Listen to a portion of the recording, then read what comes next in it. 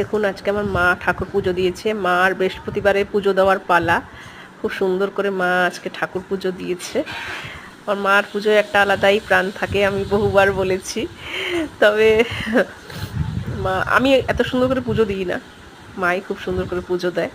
আর আজকে বৃহস্পতিবার যেহেতু মা সমস্ত পরিষ্কার টরিষ্কার করে খুব সুন্দর করে ঠাকুরকে সাজিয়ে গুছিয়ে পুজো দিয়েছে।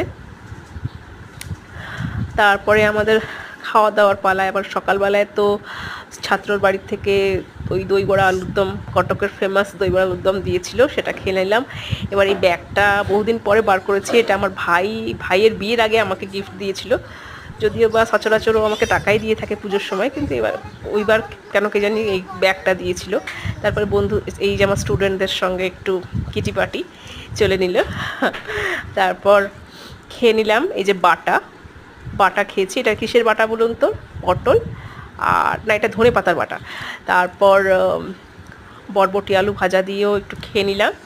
তারপর মাছ হয়েছিল, মাছ দিয়ে খেয়ে নিলাম। এটা অবশ্য ছোটো মাছ তরকারি করেছিল, সেটা খেয়ে নিলাম। তারপরে চিচিংয়ের ঝাল আর রুই মাছ দিয়ে ভাত মেখে খেয়ে নিলাম। তারপরে সন্ধ্যেবেলার দিকে আমার এক বৌদি একটু পকোড়া দিয়েছিল, সেটা খেয়ে নিলাম। Bye bye.